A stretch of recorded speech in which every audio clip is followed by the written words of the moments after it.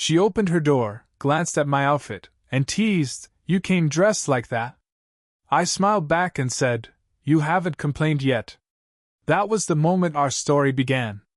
It started with nothing more than a knock on her door. I wasn't planning on making an impression. In fact, I hadn't given a second thought to how I looked when I left my apartment. A plain shirt, jeans, hair a little messy from the evening breeze, I thought it was enough for a casual visit to my neighbor's place. She'd invited me before, usually with a warm smile, sometimes just to borrow something or to share a cup of tea. Tonight felt no different. Or at least, that's what I thought. When the door swung open, the first thing I noticed was her. Always her. She stood there framed by the soft, golden light spilling from inside, wearing a loose sweater that somehow carried more elegance than anything designer ever could. Her hair fell just past her shoulders, framing her face in a way that drew me in without effort. And then came the words that would set the tone for the entire evening. "You came dressed like that?" Her voice carried that playful lilt she had mastered, a mixture of teasing humor and quiet challenge. It wasn't harsh, not even close. Instead, it had that curious quality that made me feel like she saw straight through me, as though she expected more. I froze for just a second, half embarrassed, half amused. I looked down at myself and chuckled softly.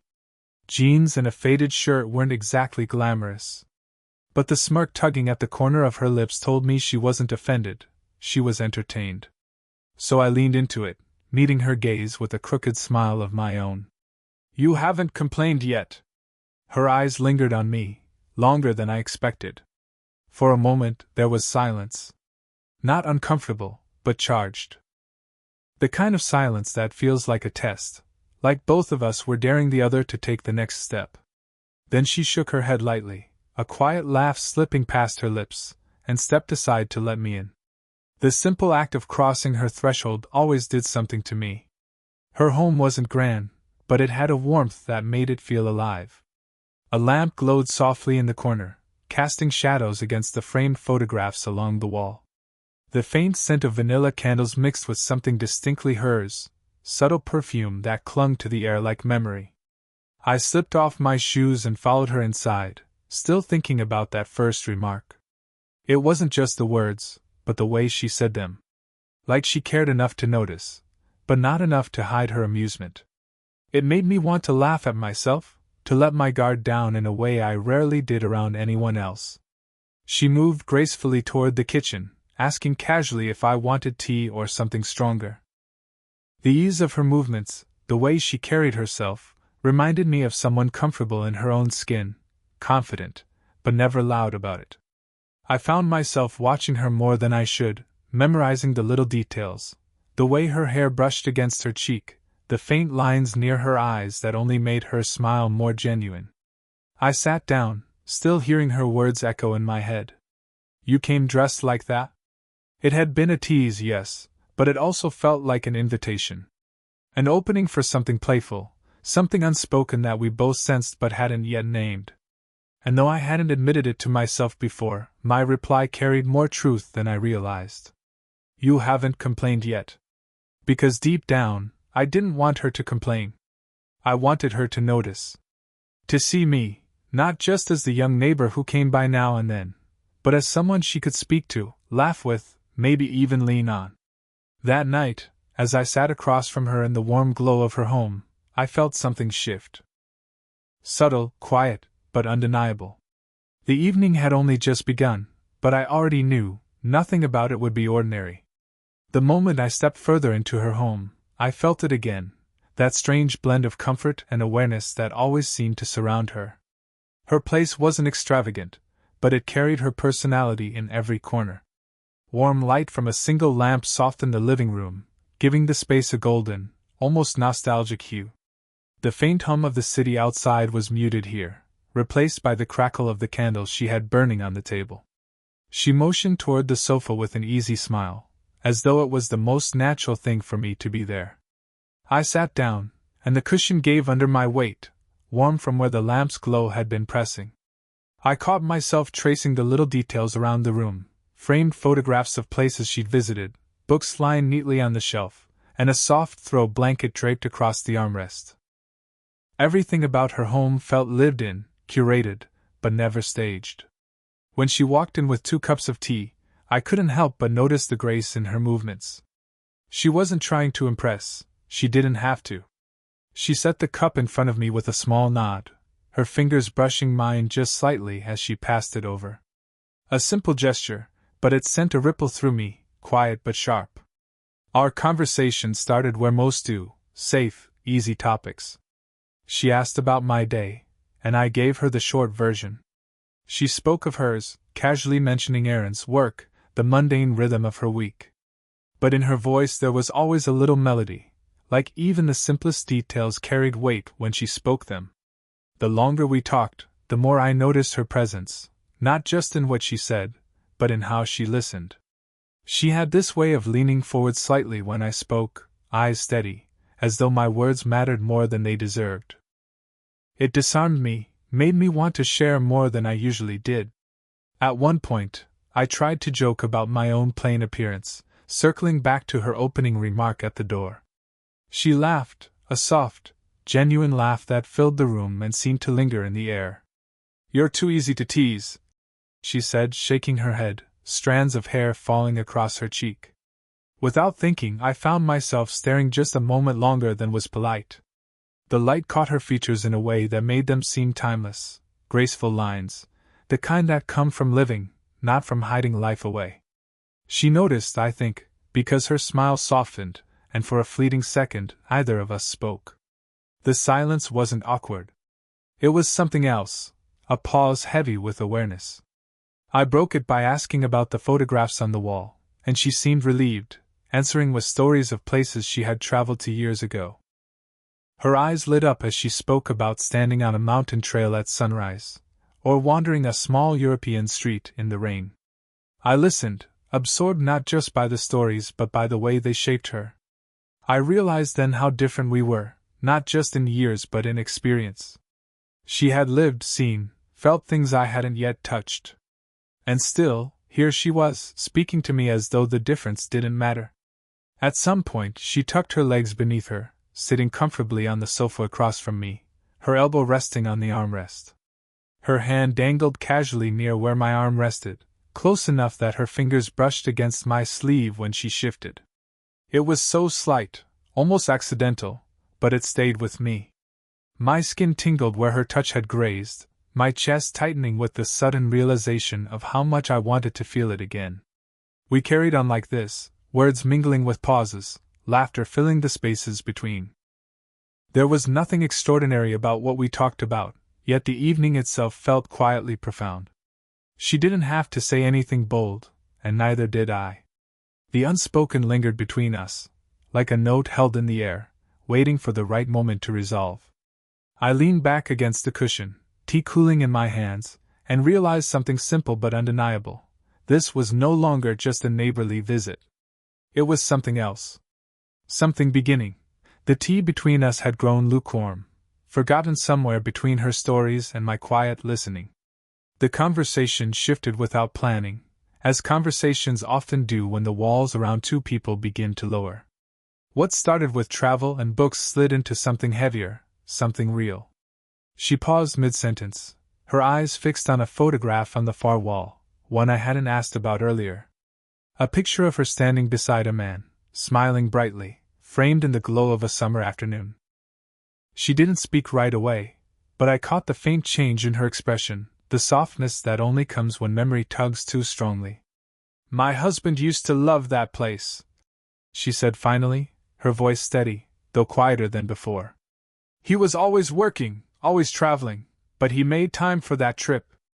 Her words hung in the room like dust caught in sunlight. Not bitter, not mournful, just honest. I shifted slightly, not wanting to intrude, but unwilling to retreat into silence. "It looks like a good memory," I said softly. She nodded, eyes still on the photo, then turned back to me with a faint smile that didn't quite reach her eyes. "It was. But things change. They always do." Her tone carried no invitation for pity. She wasn't asking for comfort, only stating a truth. Yet I felt something stir inside me, the urge to offer her more than silence, more than polite acknowledgement. But what could I say? I was younger, less experienced, still learning how to hold my own life together. What right did I have to speak into hers? And yet, when she looked at me again, there was something there, something that suggested she wanted me to try. "You're too serious for your age," she said suddenly, breaking whatever weight had settled between us. Her lips curled into the smallest smirk, though her eyes still carried the shadow of her confession. "Most men your age wouldn't sit here listening to me talk about, well, any of this." I let out a quiet laugh, not defensive, just honest. "Maybe. But I like listening."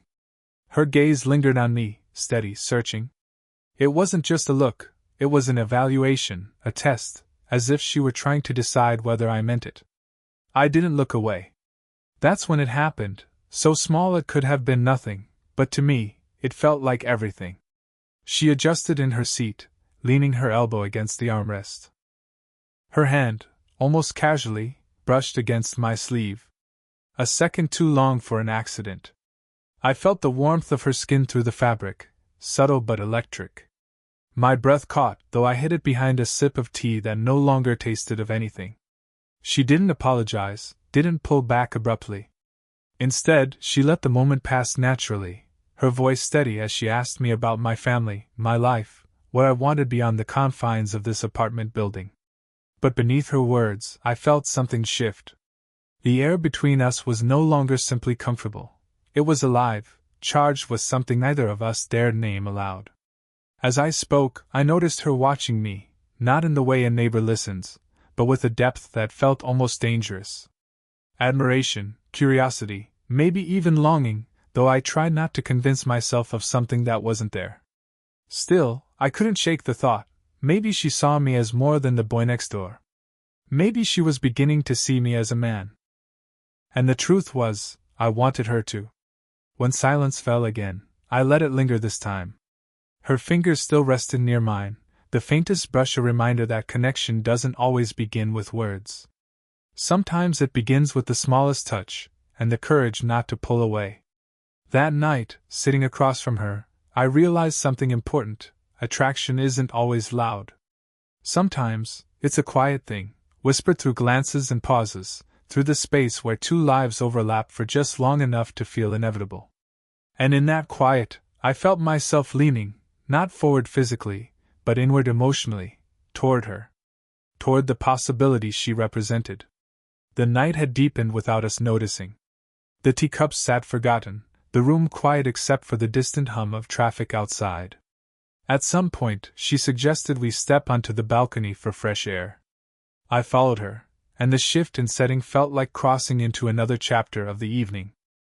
The balcony overlooked the city, a quilt of flickering lights stretched against the night sky. The air was cooler here, carrying a faint breeze that lifted strands of her hair and brushed them across her face. She stood near the railing, resting her hands lightly against it, her figure framed by the glow of the city behind her. For a moment, I didn't say anything. I just watched her, the way she belonged to that moment, calm yet undeniably striking. It wasn't just her appearance, though that alone had a way of making me forget words. It was something deeper, something in the way she carried herself, as though she had weathered storms and learned to stand stronger because of them. She glanced over her shoulder and caught me watching. Instead of turning away, she held my gaze. "What do people your age usually do at this hour?" she asked, her voice soft, almost curious. I smiled, tucking my hands into my pockets. "Depends. Some are out with friends, some are trying to sleep off the day, and me?" I paused, letting my words land with intention. "Right now, I'd rather be here." Her eyes lingered on mine, and I caught the faintest shift in her expression, something between surprise and something else she didn't name. She looked away then, out at the skyline, but the silence that followed was telling. She wasn't brushing my words off. She was holding them, carefully. I stepped closer, not enough to invade her space, but enough to feel the warmth radiating from her despite the cool air. The railing stretched between us like a neutral line, and when my hand settled casually against the metal, I felt hers nearby. A small distance, no more than a breath. The breeze carried the scent of her perfume again, subtle and steady, mixing with the night air. My chest tightened with the awareness of how close we were. Every fiber of me wanted to close that small gap, to let my fingers brush against hers, to let the truth I had been circling all evening finally slip free. But I didn't. I couldn't. Not yet. Instead, I leaned against the railing, matching her posture, giving her the choice of whether to stay near or step away. She didn't move. Her hand remained where it was, close enough that the space between us pulsed like an unspoken secret. "Do you ever regret it?" I asked, my voice low, unsure if I had crossed into something too personal. She tilted her head, eyes narrowing slightly in thought. "Regret what?" "Living differently. Slower. Quieter." Her lips curved into a half smile, the kind that revealed nothing yet carried everything. "Sometimes," she admitted. "But nights like this remind me that quiet can be enough." Our eyes met again, and this time neither of us looked away quickly. The silence that followed was thick, humming with all the words either of us had the courage to say aloud. Her hair brushed against her cheek once more, and before I could stop myself, my hand twitched with the instinct to reach out, to smooth it back, to let my fingers linger against her skin. I stopped halfway, tightening my grip on the railing instead. She noticed. I know she did. Her lips parted slightly, as though she might speak, but the words never came. Instead, she breathed out slowly, a sound barely louder than the night breeze, and for a heartbeat, the world felt suspended. It wasn't a confession, not yet.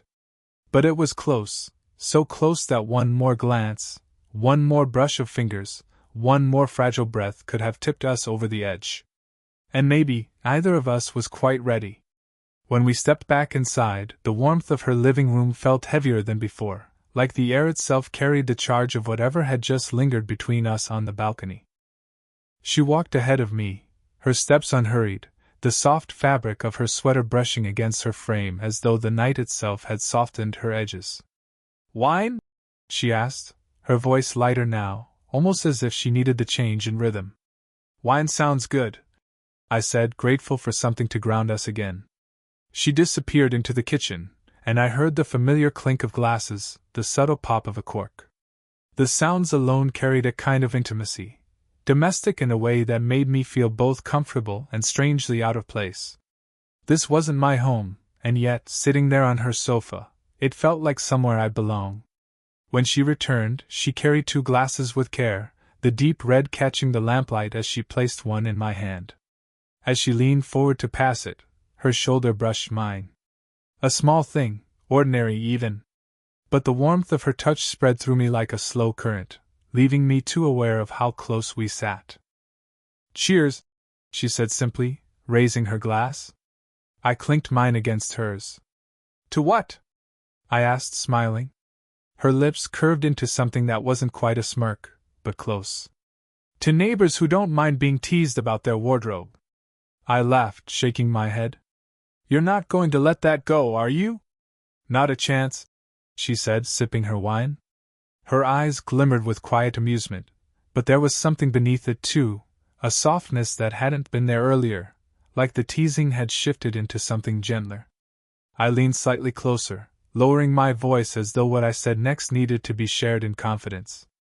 "Well, you still haven't asked me to leave." Her laughter faltered, replaced by a stillness that seemed to press into the space between us. She set her glass down carefully on the table, her fingers lingering on the stem a moment longer than necessary before pulling back. When she looked at me again, the humor was still there, but muted, softened by something deeper. "You're bold," she said finally, her tone low, thoughtful. I shrugged lightly, trying to disguise the truth with a grin. "Or maybe just honest." For a moment neither of us moved. The lamplight wrapped us in a cocoon of warmth, the shadows deepening around the edges of the room as if the world beyond her walls no longer mattered. Her hand rested on the cushion between us, inches from mine. Without thinking, I let my fingers settle near hers. Not touching. Not yet. But close enough to feel the warmth radiating from her skin. She noticed, of course she did. Her gaze flicked down briefly, then back to me. Instead of pulling away, she shifted slightly closer, her knee brushing mine. It was so faint I almost wondered if I imagined it, but the heat that followed told me otherwise. The banter returned, but it carried a new rhythm now. Slower. More deliberate. She teased me about being too young to appreciate good wine. I teased her back about being too wise to waste it on me. Each word was threaded with a quiet daring, as if we were both testing the limits of how far this game could go before it turned into something neither of us could dismiss. At one point, she reached for her glass again, and her hand rested lightly on mine as she passed. Just a brief press of warmth, intentional this time. My chest tightened, not with nerves, but with the simple, undeniable realization: this wasn't an accident anymore. Her laughter softened into a smile that lingered even after the sound faded. "You should be careful," she said, her voice almost a whisper. "I might start believing you mean the things you say." I met her eyes, steady and unflinching, the humor gone from my voice now. "Maybe I do." The air between us thickened, fragile yet undeniable. The playful teasing, the light touches, the shared glances, they had become something more. Something that could no longer be brushed off as coincidence. And though no promises were spoken, no bold confessions made, we both knew a line had been crossed. Gently, quietly, but crossed all the same. The wine had loosened our words, but not in the reckless way it sometimes does. Instead, it softened the edges, letting truths slip through that might otherwise stay locked away. We sat close now, the quiet hum of the city outside no match for the stillness of her living room. The lamplight had dimmed as the bulb warmed, casting us in a gentler glow, like the night itself had conspired to make this moment feel fragile and whole. She rested her glass on the table, turning it slowly between her fingers, her eyes tracing the curve of the glass rather than meeting mine. "You know," she began, her voice softer than it had been all evening, "it's been a long time since I've let anyone sit here with me like this." Her words sank into me, heavy with more meaning than she admitted. I wanted to ask why, but I stayed quiet, waiting. She sighed gently, as though debating whether to keep going. "Most of my days feel predictable. Manageable. But predictable. And then you knock on the door, looking the way you do, saying the things you say, and suddenly it's like—" She trailed off, shaking her head with a rueful laugh. "Like I've stepped out of the rhythm I've lived in for years." I watched her carefully, my chest tightening at the vulnerability in her words. She wasn't trying to impress me, she was letting me see her, unpolished and real. I swallowed, my voice low when I finally spoke. "I don't see you the way you think I do. Not just as my neighbor. Not just someone older. When I'm here, I forget about all that." Her gaze lifted, meeting mine fully now. The air between us thickened, and for a long moment neither of us spoke. Her eyes searched me, steady but uncertain, as if she was testing whether my words carried weight. "You shouldn't say things like that," she whispered. But her tone betrayed her. It wasn't a warning. It was an admission. I leaned forward slightly, not closing the distance completely, but enough that she could feel the sincerity in the space between us. "Why not? Because it's true?" Her breath caught, subtle, but unmistakable. She placed her hand on the cushion between us, the same place our fingers had hovered earlier, but this time there was no hesitation. Her fingertips brushed against mine deliberately, lingering. "You make me feel—" She paused, her eyes flickering down to our hands. "You make me feel younger than I am. Alive, in a way I didn't expect." The simplicity of her confession struck me harder than any grand declaration could have. I turned my hand just enough so that our fingers aligned, touching more fully now. The warmth of her skin seeped into mine, grounding me, steadying me. I spoke carefully, every word deliberate. "I don't want to make you feel younger. I want to make you feel seen." Her lips parted, and for a moment she seemed at a loss for words. Her eyes shimmered with something she fought to contain, something between fear and longing. "You're too young to know what to do with words like that," she said, though her voice trembled on the edges. I shook my head, my thumb brushing against her hand in the lightest of touches. Maybe. But I know how I feel when I'm here with you. That's enough for me. The clock on the wall ticked softly, each second stretching into the weight of silence. She didn't pull her hand away. Instead, she let her fingers curl slightly against mine, as if testing the reality of this connection. Her gaze lingered, unblinking, and in it I saw everything: the hesitation, the conflict, the desire she couldn't quite deny. It wasn't dramatic, it wasn't loud. But it was honest. And in that honesty, we finally crossed into something that could no longer be undone. The silence between us stretched, not awkward, not heavy, but full. Her hand remained in mine, her fingers curled slightly, as though she'd stopped fighting the impulse to pull away. The clock ticked steadily on the wall, the night deepening around us, yet here we sat, two people caught in the fragile balance of something neither of us had expected when the evening began. She was the first to break the stillness. Her lips curved into a faint smile, though her eyes softened in a way that told me she was weighing her words carefully. "You make everything complicated," she whispered. I let out a quiet laugh, though my chest ached with the weight of the moment. "Or maybe simple," I countered. "I just don't want to pretend anymore." Her gaze held mine, unflinching now, though I saw the flicker of conflict behind it. She was strong, yes, confident in ways that made me admire her endlessly. But tonight, beneath the lamp's golden glow, she looked quietly vulnerable, as though she was finally allowing herself to be seen without any defenses. Slowly, she shifted closer, her knee brushing mine, her hand still warm in my grasp. Then, with a gentleness that made my breath falter, she leaned in and pressed a soft kiss against my cheek. It was brief, almost tentative, but it carried more meaning than any grand gesture could have. "Thank you," she murmured, pulling back just slightly, though not enough to sever the closeness between us. "For what?" I asked, my voice barely more than a whisper. "For being here. For seeing me, not just the version of me everyone else accepts without question." Her words struck me deeply, and I tightened my fingers around hers. "That's all I've ever wanted to do." For a long moment, we just sat like that, side by side, hands joined, hearts suspended in a quiet rhythm that neither of us wanted to break. The world outside seemed distant, irrelevant. All that mattered was the warmth of her presence, the closeness that had grown from playful teasing into something undeniably real. Eventually she leaned back, her expression steady now, though her smile carried a bittersweet edge. "I don't know what comes next," she admitted. "I don't know if this, us, has a place beyond tonight." Her honesty was sharp, but it didn't wound me. Instead, it grounded me. I nodded, my thumb brushing gently across the back of her hand. "Then we don't need to know yet. We just need to admit that it's here. That it matters." Her eyes glistened, not with tears, but with something close to relief. She exhaled softly, as though a weight she'd carried had eased, if only slightly. And in that moment I knew we had reached something real, not a conclusion, but a beginning. When I finally rose to leave, the night outside had grown still, the city's hum reduced to a distant echo.